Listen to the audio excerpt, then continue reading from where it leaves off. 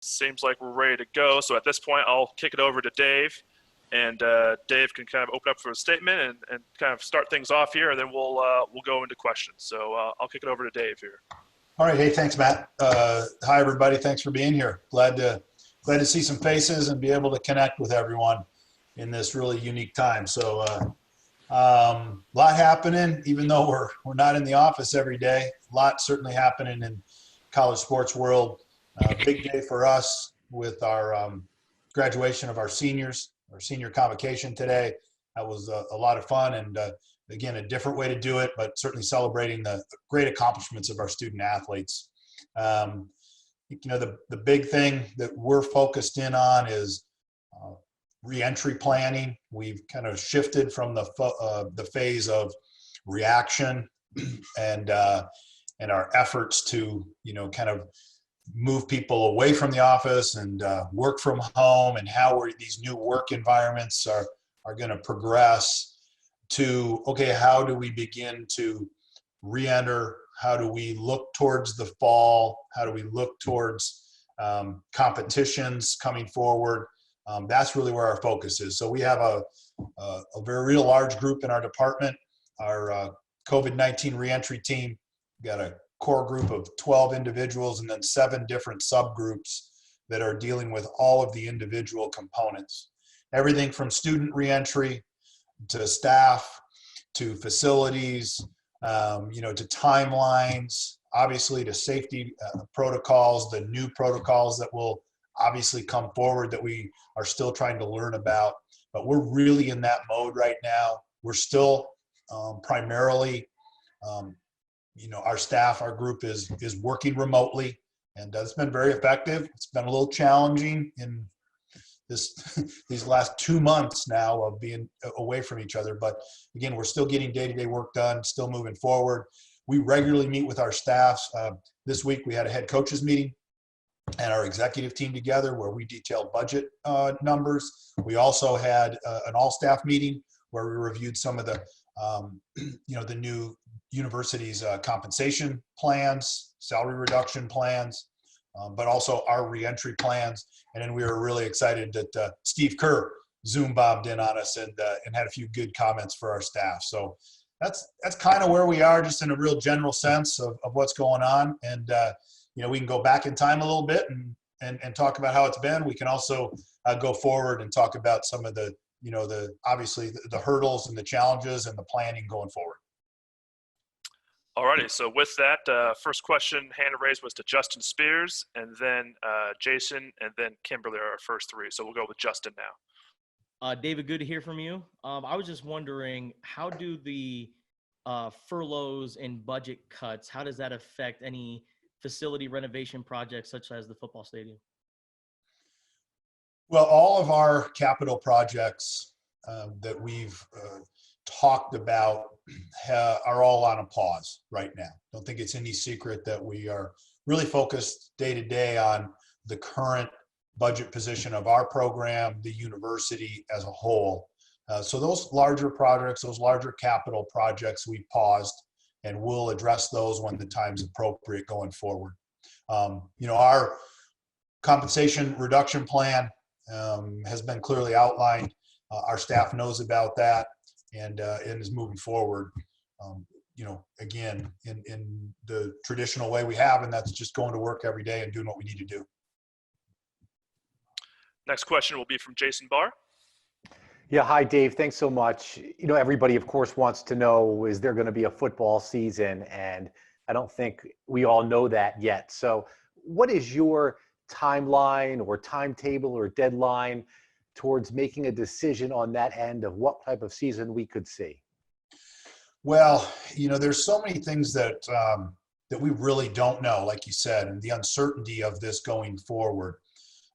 We're focused on what we can control, and that's planning towards a reentry of our staff and our student athletes. And our full intention is to have competition in the fall for football. So we're taking those steps to bring our players back, to be ready for that when that happens, and then be able to train and be prepared for a college football season. None of us know what the college football season will entail at this point. There are numerous hypotheticals. and just ideas out there. We're focused on trying to preserve a complete season of football or as many games as possible. That's critical to the overall economic health of not only the University of Arizona, but all of college athletics at the Power 5 level. Hey, Dave, thanks for doing this. I had a question about the compensation and coaching, say like volleyball, who's down to 2 coaches right now. What do you foresee happening in those cases where there's been unforeseen vacancies? Generally, overall, we are on a hiring freeze across the entire university. That includes athletics. However, in our key positions, coaching positions, as we get to a point where we know we're going to have student athletes start to come back, we'll fill those positions on the coaching line. So every one of our positions will evaluate, in a unique way, depending on the circumstances. But generally, we're in a hiring freeze across the board for those vacant positions. We have a number of those in athletics, to the tune of, I'd say, 20 positions that are vacant at this point, that will, again, determine as we go along the need and the appropriateness of bringing those back. But we have 3 coaching positions, 2 coaching positions, I believe, in volleyball and then certainly in men's basketball that are vacant, and we're looking at both of those in the near future to fill. Dave, can you give us any insight into the models that were discussed for bringing back football last week from the Pac-12 meetings?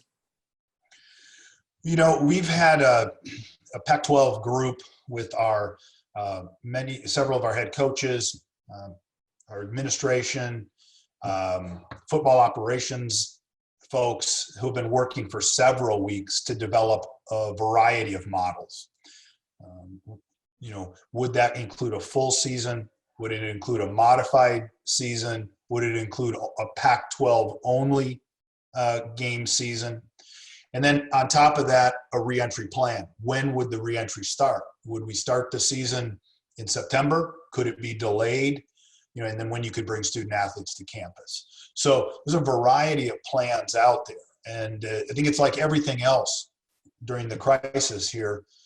We're trying to develop as many options and plans as possible that make sense so that when things become more clear, we can then begin to travel down certain roads and be ready to move.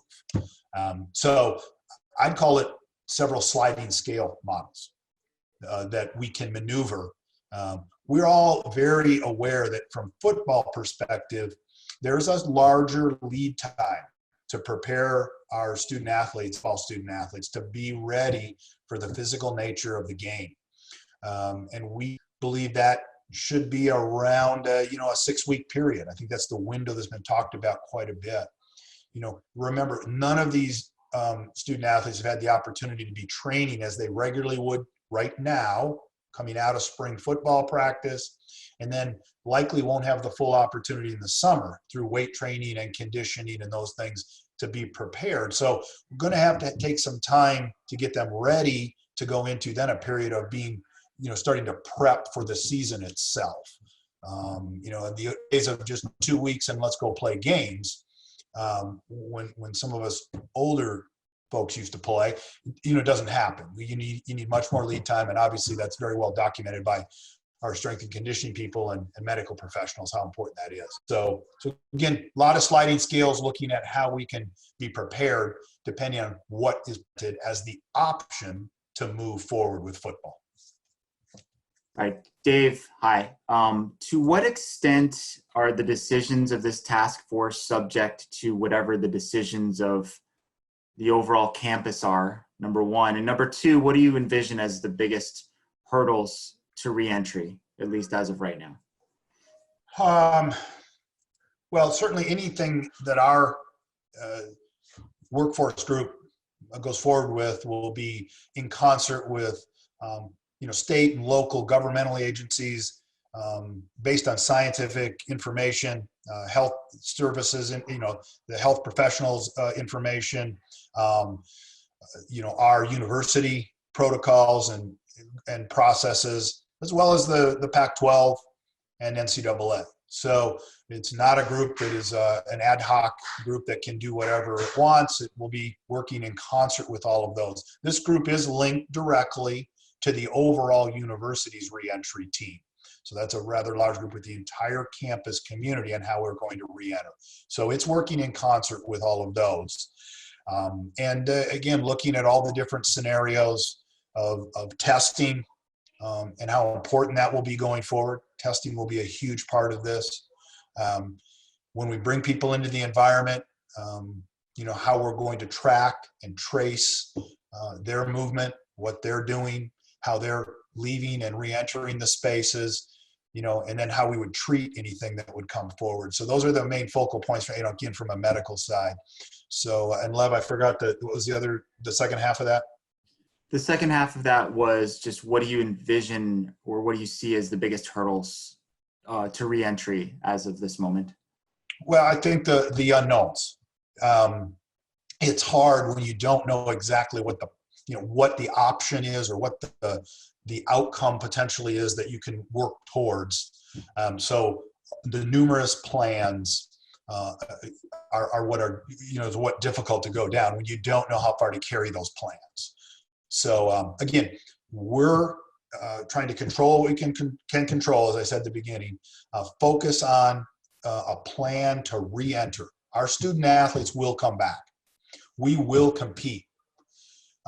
We'll have to do both of those things in a different manner than we've done in the past.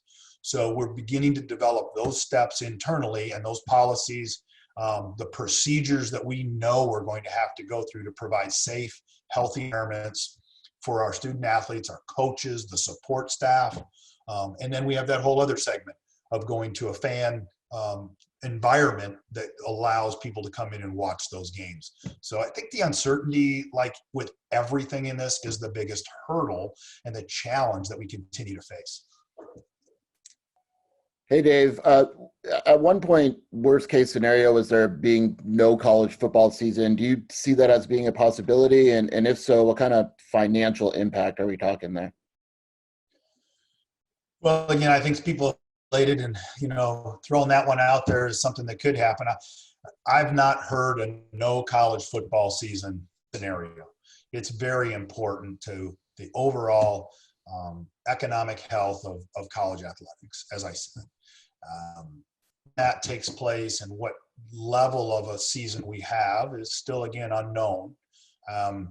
Is it shift from a fall to a spring? Are there other options that might happen? Just again, as things unveil to us all that forces us to shift, we'll shift. But I know with my colleagues around the country, it is critical to all of us that we play football, that it happens at some level. Without college football, it would be devastating to the overall, college athletics enterprise.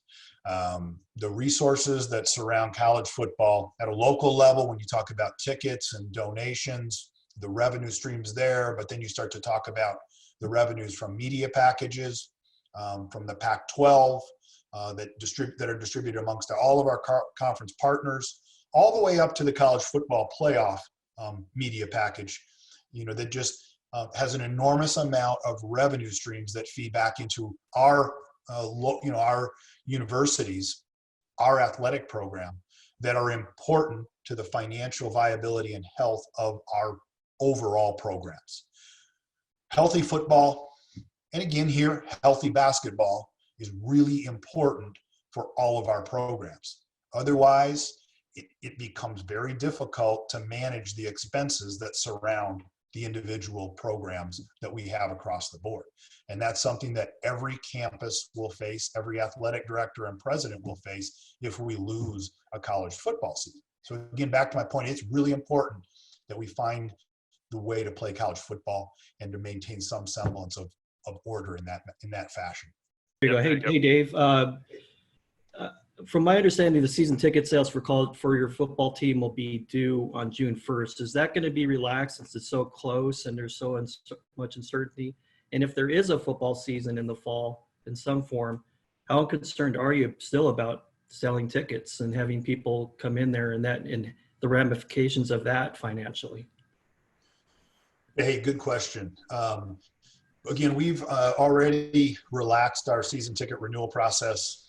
We moved it back from a May 1st to a June 1 timeline, and so that's approaching. We have gotten great feedback from our fans to give some latitude for them to prep and prepare for that.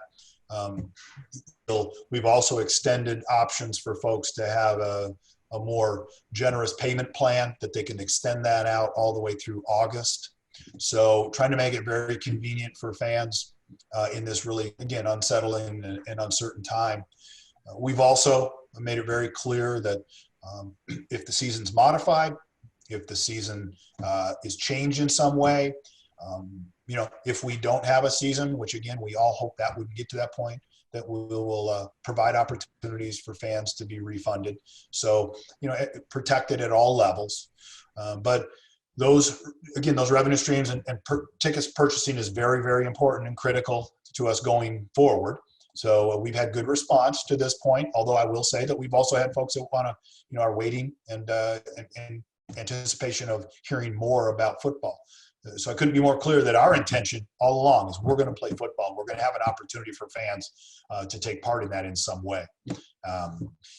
We don't know, and it may be a modified approach to fans, but we're moving forward with the hope that we can bring as many people in, including our students, into the games going forward. But we'll see what happens at June 1. Again, people leading up to the June 1 date and June 1 thereafter, and move on from that point. Jay Gonzalez. Hi, Dave. Okay. We've been doing a lot of modeling, and there's a lot of scenarios and that type of thing. But when people say that students have to be on campus for the student athletes to be able to be on campus, what exactly does that mean? Can it be just some students on campus? Does it have to be a majority of students on campus? In California, they're talking about, maybe 10 or 20% of the classes will be on campus.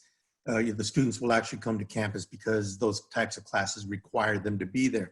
Is that going to be good enough for a UCLA or a Cal to be able to say, we've got some students on campus, so therefore we can have the student athletes on campus?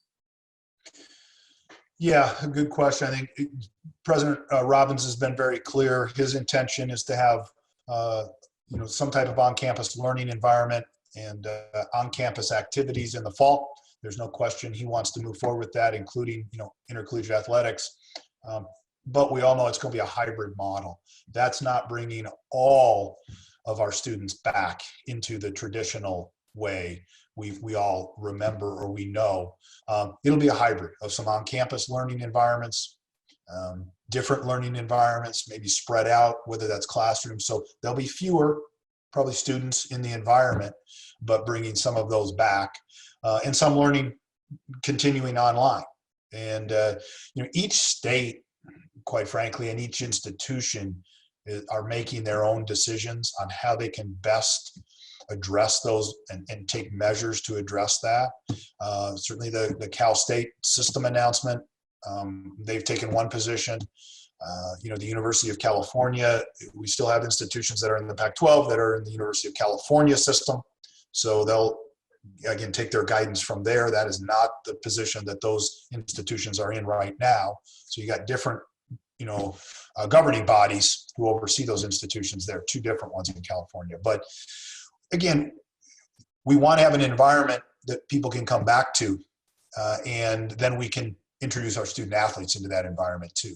I do believe athletics offers an opportunity to bring smaller pockets in, that we can bring in portions of student athletes, and control that environment in a way that can help the university learn about how to reintroduce the students, how to reintroduce people into the campus environment that will be helpful. So we look at some of our teams and groups of student athletes as being opportunities for the campus community to reintroduce, and then again start to test and utilize those protocols and procedures very carefully to in controlled ways so that we can, be very safe in those environments. So I think we all feel that it's hard to imagine bringing student athletes back if you cannot bring students back to a campus. So they're all students of our campus.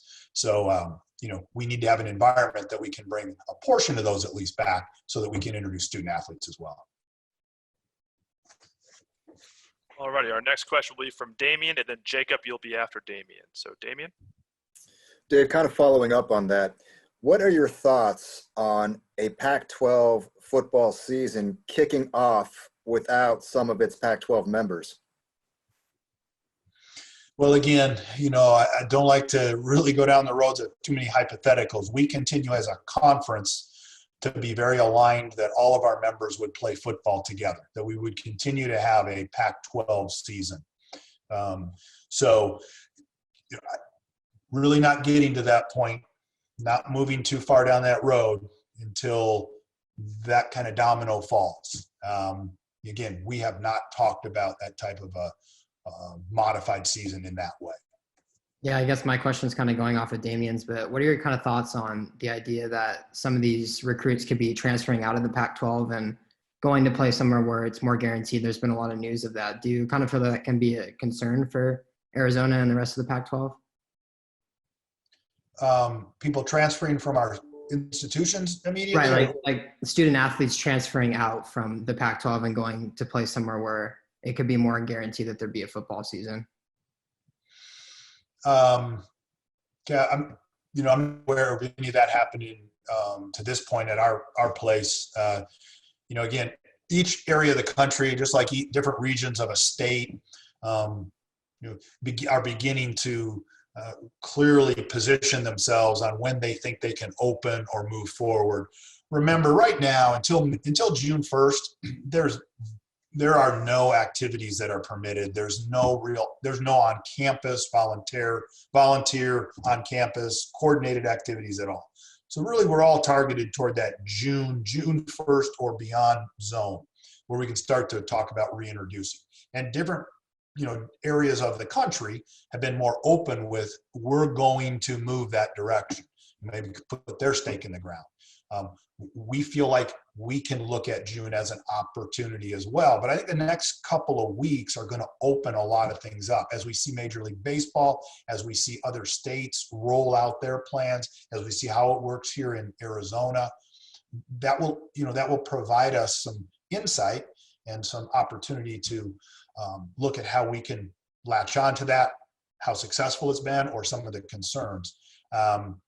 Again, right now I've not experienced a big wave of people moving. There's very little roster availability right now to move around the country. So it would be, I don't feel like that is a huge impact at this moment.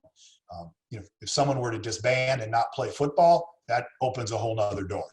So, did I answer okay, Jacob? Okay, great. We'll go back to Jay Gonzalez next, and then Michael Lev after that.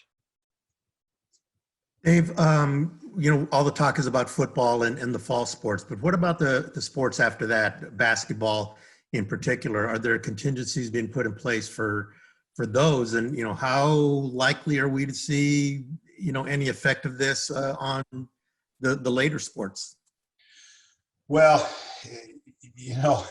Jay, it is kind of day to day at times, and as we talked about, we're focusing on June 1 right now and the month of June, how we could bring people back potentially, how we get to a football start date. But we've begun to talk a little bit about our winter sports, and because all of us understand that it's not going to be business as usual. So going into McHale or other large arenas, and how we manage our fans, how we manage our student athletes is going to be different. And so we're going to begin to make preparations there. It feels like a lot of the conversation is certainly around modified fans environments, not full capacity environments.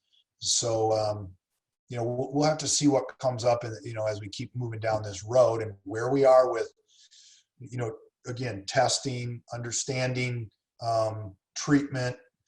Are there other opportunities that arise that gives us more flexibility on our from the fan experience level to keep it very robust?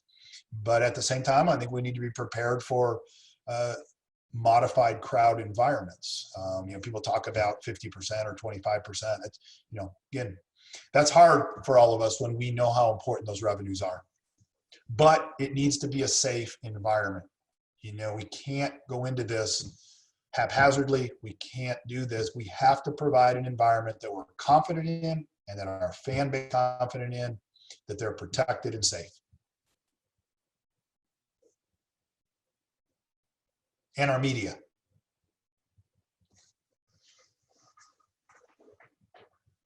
Michael Lev, you're next.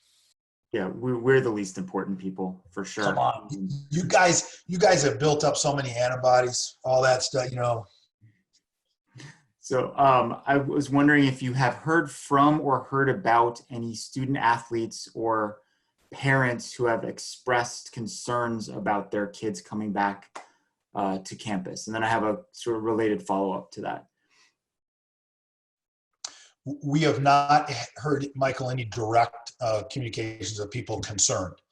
We've been in contact with our student athletes. We have a weekly correspondence to our student athletes where we're updating them on ongoing activities on campus, certainly keeping them in from an academic side, but also the key dates and how we're planning forward and some of the steps. We'll begin to really talk more about the steps that we're going to take regarding health and safety. We've communicated that, and that goes out to all of our student athletes and is shared with our parents. So we've tried to keep them very informed directly through our coaches. They've had lots of connections with certainly their student athletes on their teams, but also parents. And, like all of us, I think, we don't really know, but we're sharing with them all of the steps that we're taking, and they feel very confident in that. They want to come back. They want to compete and train and do what they love. We're going to work together and provide the safest environment at the right time for that to happen. And I know this is not limited to football, but there are a couple of incoming members of the 2020 signing class who are from Canada. I'm sure all the other sports have international athletes. How big of an issue is that as far as travel, getting them into the country, et cetera? Well, we have a number of international athletes incoming, as well as those on our current rosters. Many of those on our current rosters have returned to their home countries as well. So it does pose challenges with how they'll re-enter the United States.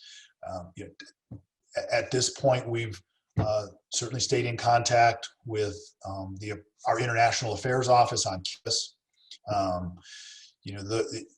It will be a challenge, but we think most of those individuals will be able to come back. I don't have knowledge of every single country and how that, but working with different embassies, working to understand the travel restrictions from different countries. We have a very close monitor on all of our student athletes and where their destinations internationally have been. We're in contact with them regularly, so we know about any movement that they've, taken in their own countries or beyond. So we know of their status, but it will take a great deal of planning, I would imagine, for those student athletes to come back into the environment. But at the same time, it was a very unsettling time for those individuals. Like any young person, the majority of them wanted to be back with their families and those people that are close to them. And we worked very hard to get them, again, in a safe manner back to their countries so they could be with those. We have a handful of internationals that remained here in Tucson because they felt that was their best option. All righty, our next question will be from Damien.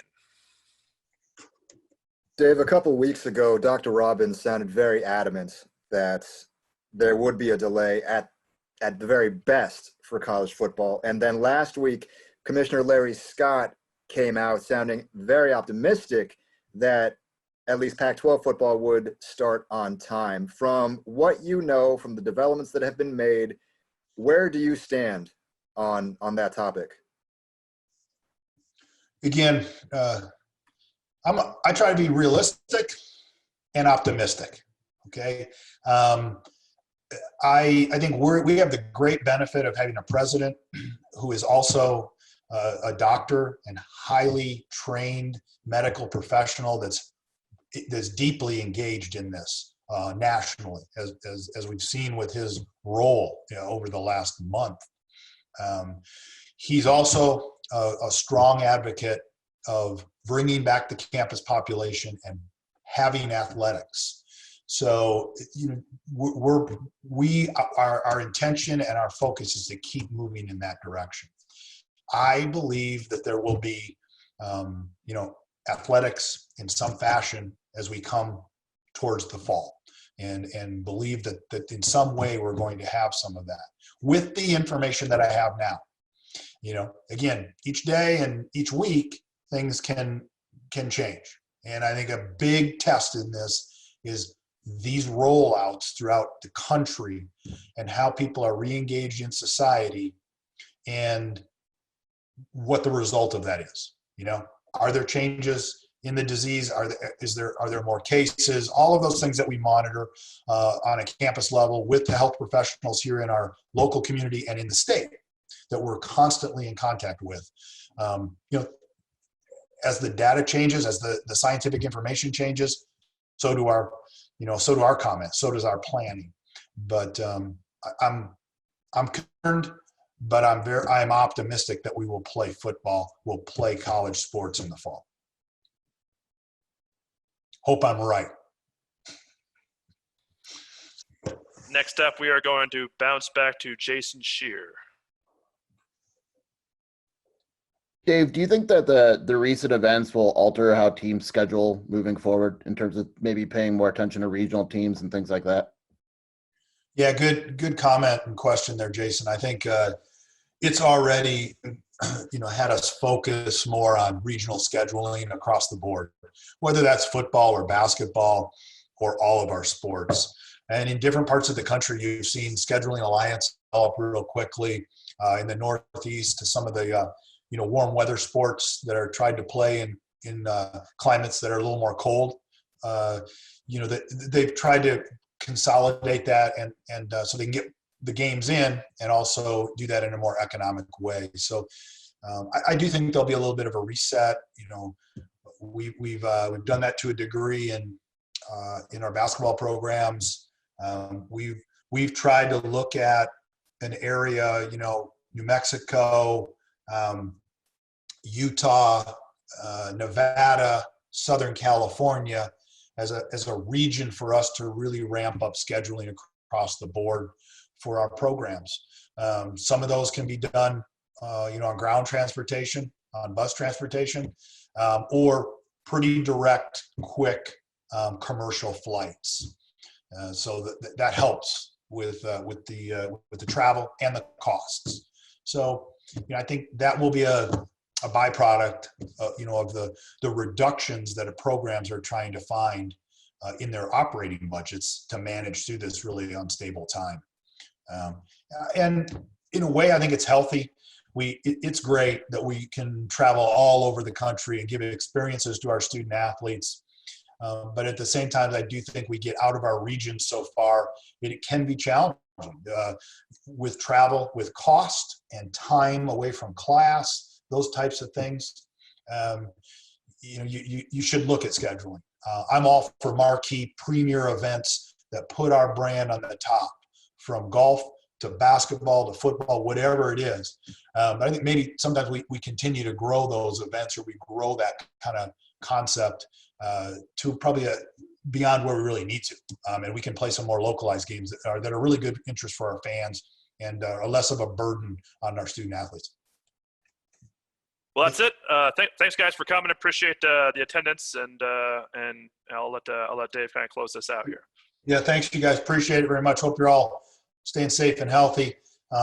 Really enjoyed being with you, and as Matt and I have talked, we look forward to doing this again. So always available, always there to help however I can and however we can. So thanks for all you're doing, and have a good rest of the day.